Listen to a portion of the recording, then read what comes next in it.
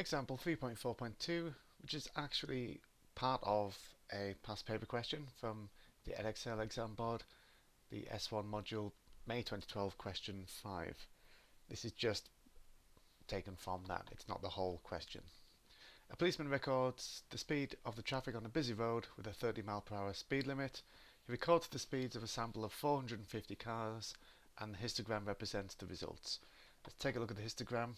Obviously frequency density on the vertical axis. On the horizontal axis, speed of the car.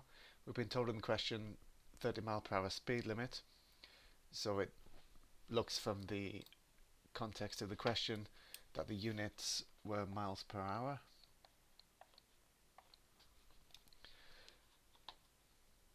You also might notice there seems to be a gap, and we don't have gaps in histograms, but this is only because there can't have been any data or any cars travelling between 15 and 20 miles per hour.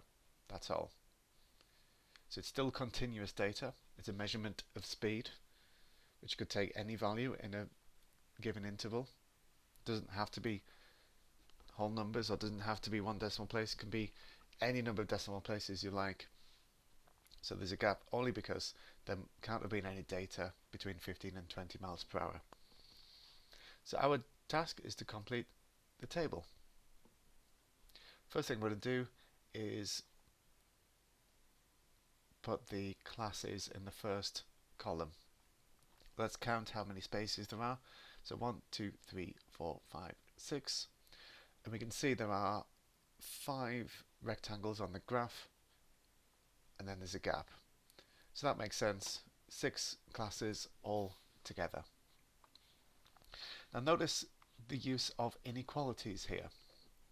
The question doesn't say that the speeds were rounded to the nearest whole number, and that's because they weren't. So in this first group, if we had a speed of 14.972, for example, miles per hour, that is not being rounded to 15. That is going into this group because that number is smaller than 15. So I'll say it one more time, the values are not being rounded to the nearest whole number. Similarly, a speed of 10.01 would go into this group, as a speed of precisely 10 would as well. So this use of inequalities and the fact that the numbers are not being rounded makes our class boundaries much more obvious. So the boundaries of the first class really are 10 and 15. Although it doesn't include 15, it goes right up to it. So 14.999, for example, would still go into that first group. We're going right up to it. So I've continued the notation given to us in the first class. So S, which is the speed, is more than or equal to whatever the lower boundary is, and then less than the upper boundary. So looking at the histogram now, I'm going to fill in the rest of those classes. So there we go, that's been done. There's no overlap between the classes, so from one class to the next. So for example, 15, if we had a speed of precisely 15, then it wouldn't go in the first group, it would go in the second group. The second group is including 15, the first group is not. Now we've done that, we can work out the frequencies. Now this is where we need to be very careful. The histogram has been drawn for us, and remember, area is proportional to frequency. We must not assume that area equals frequency. It might, but it doesn't have to. In all cases, it's proportional to frequency. In some cases, it equals frequency. So I'm going to need to work out what is the constant of proportionality here. If area is proportional to frequency, which it always is, that means area is equal to some constant, let's call it k, multiplied by frequency. Let's work out the value of k. So we're going to need the total area of the histogram, so the area of each bar. Now you might notice there's no numbers on the vertical axis. That is not a mistake. This was a real past paper question, and this is what the graph looked like in that question. So we can actually choose what we want to go up in.